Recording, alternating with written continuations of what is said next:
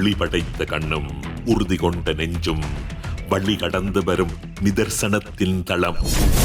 அதிர்வு. இது கொதிநிலைகளின் களவளம். வணக்கம். இது ஐபிசி தமிழின் இன்றைய அதிர்வு. இன்றைய நாளும் பேசப்பட வேண்டிய ஒரு சில முக்கியமான விடயங்கள் தொடர்பாக பேசிக்கொண்டு போகிறோம். குறிப்பாக சொல்லிக்கொள்ள வேண்டுமாக இருந்தால் மத்திய கிழக்கினுடைய போர் சமநிலை என்பது மிக மோசமாக இருந்து கொண்டிருக்கிறது. உலகத்தினுடைய ஒவ்வொரு நாடுகளும் எதிர்கொள்கின்ற மிக மோசமான நிலைமைகளை மத்திய கிழக்கில் இருக்கக்கூடிய நாடுகளும் எதிர்கொண்டு கொண்டிருக்கிறது. உண்மையில் ஒரு விடயம் மிக தெளிவாக கடந்த 24 மணித்தியாலங்களுக்குள் 2 அமெரிக்காவினுடைய போர் விமானங்கள், எரிபொருள் நிரப்புகின்ற விமானங்களுமாக அவை காணாமல் போயிருப்பதாக சொல்லப்படுகிறது. இந்த விடயம் மிகப்பெரிய அதிர்வலைகளை ஏற்படுத்தி இருக்கிறது. மாயமாக இருக்கக்கூடிய அமெரிக்காவினுடைய விமானங்கள் எங்கே என்ற கேள்விதான் இப்போது மிகப்பெரிய கேள்வியாகும். இந்த கேள்விக்கான பதிலை பார்க்கின்ற அதே நேரம் உலகத்தினுடைய பொருளாதார மந்த நிலையையும் உலகத்தினுடைய பொருளாதார எதிர்பார்ப்புகளையும் சீரழிக்கின்ற இந்த மத்திய கிழக்கினுடைய யுத்தம் என்பது இப்போது ஈரானிலே இருந்து ஈராக் நோக்கி திரும்பிக் கொண்டிருப்பதும், ஈராக்கில் இருக்கக்கூடிய மக்களை உடனடியாக வெளியேறுங்கள் என்று சொல்வதும், ஈராக்கில் இருக்கக்கூடிய அமெரிக்கர்கள் ஜோர்தான், சவுதி அரேபியா, கட்டார் போன்ற நாடுகளுக்கு உடனடியாக வெளியேற வேண்டும் என அமெரிக்கா விடுத்திருக்கக்கூடிய எச்சரிக்கைகள், அந்த பிராந்தியத்தில் மிகப்பெரிய ஒரு யுத்தம் இடம்பெறப் போகிறது, அதற்கான வியூகங்களை அமெரிக்கா தீட்டிக் கொண்டிருக்கிறது என்பதை மிக தெளிவாக புரிந்து கொள்ள முடியும். ஆகவேதான் இன்றைய நாளில் சில விடயங்களை தெளிவாக பார்க்க போகிறோம். குறிப்பாக மத்திய கிழக்கில் இடம்பெற்றிருக்கக்கூடிய இந்த யுத்தத்தினுடைய நிலவரங்கள் தொடர்பாகவும், காணாமல் போன அமெரிக்காவினுடைய விமானங்கள் தொடர்பாகவும் மிக விரிவான தகவல்களை பகிர்ந்து கொள்ள போகிறேன். குறிப்பாக சொல்லிக்கொள்ள வேண்டுமாக இருந்தால் ஹார்முஸ் நீர்ச்சந்தையிலே பதற்றமான ஒரு சூழ்நிலை நிலவை கொண்டிருக்கிறது. அமெரிக்காவினுடைய விமானங்கள் மாயமாக இருக்கிறது. ஈரான் ஒரு எச்சரிக்கையை விடுத்திருக்கிறது என்ற செய்தி வெளியாக இருக்கிறது. குறிப்பாக மத்திய கிழக்கில் அமெரிக்கா மற்றும் ஈரான் இடையே போர் மோகங்கள் மீளவும் சூழ ஆரம்பித்திருக்கிறது. எப்போது வேண்டுமானாலும் மிகப்பெரிய போரினுடைய நடவடிக்கைகள் மேற்கொள்ளப்படக்கூடும் என்று அச்சம் வெளியிடப்படுகிறது.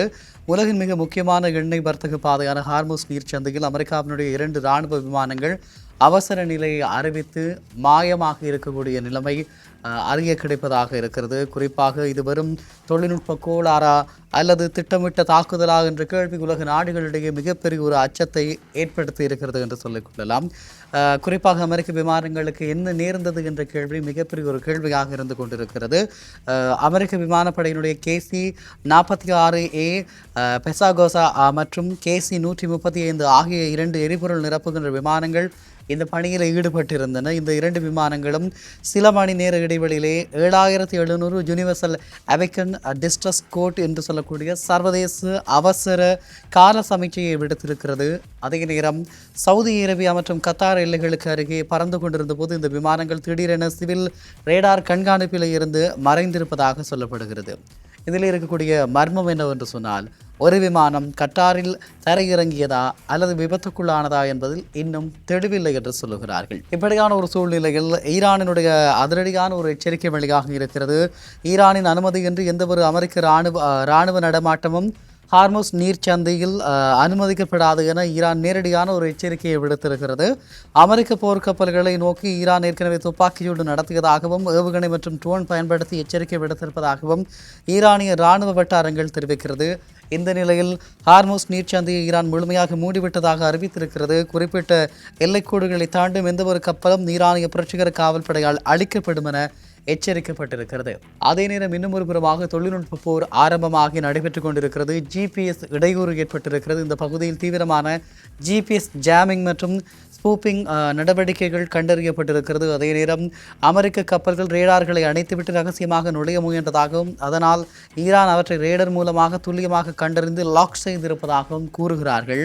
இப்படியான ஒரு சூழ்நிலையில் அமெரிக்காவினுடைய பதில் இதற்கு எப்படி இருக்கிறது என்று சொன்னால், ஈரான் கூறுவது போல தங்கள் கப்பல்கள் மீது தாக்குதல் நடத்தப்பட்டதையோ அல்லது சேதம் ஏற்பட்டதையோ அமெரிக்க அதிகாரிகள் மறைத்திருக்கிறார்கள். மாயமான விமானங்கள் குறித்து அமெரிக்க விமானப்படை அல்லது சென்டகாம் இதுவரை அதிகாரபூர்வமான தகவல்களை வெளியிடவில்லை என்று சொல்லிக்கொள்ளலாம். 24 மணித்தியாலங்கள் ஆகி இருக்கிறது. உலக எண்ணெய் விநியோகத்தில் பெரும் பங்கு வகிக்கும் இந்த பாதையில் ஏற்படும் மோதல் உலகளாவிய எரிசக்தி சந்தையை நிலைகுலைய செய்யும் என்கின்ற அச்சம்தான் இப்போது உலக நாடுகளிடையே மிகப்பெரிய அச்சமாக மாறியிருக்கிறது. இது எப்படி மாறப்போகிறது, எப்படியான எதிர்விளைவுகளை ஏற்படுத்தப் போகிறது, இதனால் கிடைக்கப் போகின்ற பெறுபேறுகள் என்ன, இப்படியான கேள்விகளோடு பலரும் காத்து கொண்டிருக்கிறார்கள். இப்படியான ஒரு நிலையில் ஒரு கட்டுப்படுத்தப்பட்ட மோதல் நிலையின்றி மீறி ஒரு பெரிய போராக வெடிக்கும் தருவாயில் இருக்கிறது. 2 நாடுகளும் தங்கள் நிலைப்பாட்டில் உறுதியாக இருப்பதால் ஒரு சிறிய தவறு கூட மிகப்பெரிய அழிவிற்கு வழிவகுக்கும் என்று கூட சொல்லிக்கொள்ளலாம். ஆகவே இதை எப்படி உலக நாடுகள் எதிர்கொள்ளப் போகிறது, உலகத்தினுடைய பொருளாதாரம் எதிர்கொள்ளப் போகிறது என்பதிலேதான் மிக முக்கியமான கவனத்தை செலுத்த வேண்டியிருக்கிறது. அதே நேரம் ஹார்மோஸ் நீரிணையில் அமெரிக்காவினுடைய பின்னடைவா அல்லது ஈரானினுடைய வீழ்ச்சியா என்ற கேள்விகளும் எழுந்திருக்கிறது. குறிப்பாக சொல்லிக்கொள்ள வேண்டுமாக இருந்தால் அமெரிக்க ஜனாதிபதி டொனால்ட் ட்ரம்ப் ஹார்மோஸ் நீரிணையில் முன்னெடுத்த ராணுவ நடவடிக்கையை தற்காலமாக நிறுத்தியிருப்பதாக குறிப்பிட்டிருக்கிறார். இதை ஈரான் தனது வெற்றியாக கொண்டாடி கொண்டிருக்கிறது. அதாவது டொனால்ட் ட்ரம்ப் முன்வைத்திருக்கக்கூடிய இராணுவ நடவடிக்கை பின்வாங்கப்பட்டிருப்பது ஈரானுக்கு கிடைத்திருக்கக்கூடிய வெற்றி என்பது ஈரானுடைய நிலைப்பாடு. ஆனால் அமெரிக்கா இதனை தற்காலிக ஓய்வு என்று சொல்லியும் பேச்சுவார்த்தைக்கான காலப்பகுதியும் என்று சொல்லிக் கொள்கிறது. குறிப்பாக ஈரானுடைய இஸ்லாமிய புரட்சிகர காவல்படை தளபதி ஜதல்லா ஜவானி அமெரிக்கா தனது முழு பலத்தையும் பயன்படுத்தியும் தோல்வியடைந்து விட்டதாக அவர் குறிப்பிட்டிருக்கிறார்.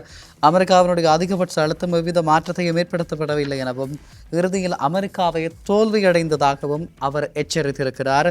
அதே நேரம் அதிபர் ட்ரம்ப் ப்ராஜெக்ட் ஃப்ரீடம் அதாவது கப்பல் போக்குவரத்தை உறுதி செய்யும் திட்டம் நடவடிக்கையை தற்காலிகமாக நிறுத்தி இருக்கக்கூடிய விடயம் மிக பெரிய சர்ச்சைகளை ஏற்படுத்தி இருக்கிறது. அமெரிக்கா 100க்கும் மேற்பட்ட விமானங்கள், ஏவுகணை அளிப்பு கப்பல்கள் மற்றும் 15,000 வீரர்கள் இப்பகுதியில் நிலைநிறுத்தி இருக்கிறது என்பது குறிப்பிடத்தக்க ஒரு விடயமாக காணப்படுகிறது என்றும் சொல்லிக்கொள்ளலாம். அதே நேரம் இன்னும் சொல்லிக்கொள்ள வேண்டுமாக இருந்தால் அமெரிக்க எச்சரிக்கையை மீறி ஈரானுடைய 7 வேகமான பந்தய படகுகள் அமெரிக்க கடற்படையினரால் மூழ்கடிக்கப்பட்டிருக்கிறது என்ற செய்தி சொல்லக்கூடியதாக இருக்கிறது. ஈரான் மீது கடுமையான பொருளாதார தடைகள் விதிக்கப்பட்டிருக்கிறது. ஈரானுடைய பணவீக்கம் 70% எட்டி இருக்கிறது. ஈரானிய நாணயம் கடும் வீழ்ச்சியை சந்தித்திருக்கிறது. வர்த்தக தடையால் ஈரானுக்கு ஒரு நாளைக்கு சுமார் $500 மில்லியன் வருவாய் இழப்பு ஏற்பட்டிருக்கிறது. ஈரானுடைய 90% வர்த்தகம் முடக்கப்பட்டிருக்கிறது என்ற செய்தி தெளிவாகிறது. அதே போல அணுசக்தி விவகாரத்தை பொறுத்தவரை ஈரான் 60% செறிவூட்டப்பட்ட யுரேனியத்தை வைத்திருப்பதாகவும் இதில் சிவில் பயன்பாட்டிற்கு தேவையற்ற மற்றும் அமெரிக்க வெளியுறவுத்துறை அமைச்சர் மார்க்கோ ரூபியோ குற்றம் சாட்டியிருக்கிறார். ஈரான் ரகசியமாக அணு ஆயுத திட்டத்தை செயற்படுத்துவதாக அமெரிக்கா நம்புகிறது. அமெரிக்கா அமைதியை விரும்புவதாகவும் ஈரான் பேச்சுவார்த்தை மேசைக்கு வர வேண்டும் எனவும் ரூபியோ வலியுறுத்தி இருக்கிறார். ஈரான் ஒத்துழைத்தால் அந்த நாடு மீண்டும் செழிக்க வாய்ப்புள்ளது, இல்லையெனில் பொருளாதார அழிவு நிச்சயம் என எச்சரிக்கப்பட்டிருக்கிறது. ஹார்மோஸ் நீரிணை உலக வர்த்தகத்திற்கு திறந்து வைப்பதை அமெரிக்காவினுடைய நோக்கம். ஈரான் தனது பிடிவாதத்தை கைவிட்டு ஒரு அறிவார்ந்த முடிவை எடுக்க வேண்டிய கட்டாயத்தில் இருக்கிறது. இப்படியான சூழ்நிலையில் இந்த விவகாரங்கள் மிகப்பெரிய பேசுபொருளாக மாறியிருக்கிறது. மாறி மாறி 2 நாடுகளும் பயந்துவிட்டது என்று சொல்லுகிறார்கள். ஈரான் தரப்பு சொல்லுகிறது அமெரிக்கா தோற்றுவிட்டது என்று, அமெரிக்கா சொல்லுகிறது ஈரான் தோற்றுவிட்டது, ஈரான் உடன்பாட்டுக்கு வர வேண்டும், இல்லை என்றால் இவர்களுடைய அழிவு நிச்சயம் என்று சொல்லுகிறது. ஆக மே மாதமாக இருக்கிறது. பிப்ரவரி மாதம் ஆரம்பித்திருக்கக்கூடிய இந்த முரண்பாடுகள், இந்த யுத்தம் 2 மாதங்கள் கடந்தும் மிக மோசமாக இடம்பெற்றுக் கொண்டிருக்கிறது. ஆகவே உலகத்தினுடைய அமைதி என்பதை எதிர்பார்க்கின்ற ஒவ்வொருவருக்கும் இது மிகப்பெரிய தலையீடாகும். நரியுறவுகளே, காணாமல் போன விமானங்கள் தொடர்பாகவும் அமெரிக்கா மற்றும் ஈரானுடைய தரவுகள் தொடர்பாகவும் தொடர்ச்சியாக வருகின்ற நேரங்களிலும் உங்களோடு பகிர்ந்து கொள்ள காத்திருக்கிறோம். மற்றும் ஒரு இன்றைய அதிர்வினூடாக உங்கள் அனைவரையும் சந்திக்கிறேன். வணக்கம்.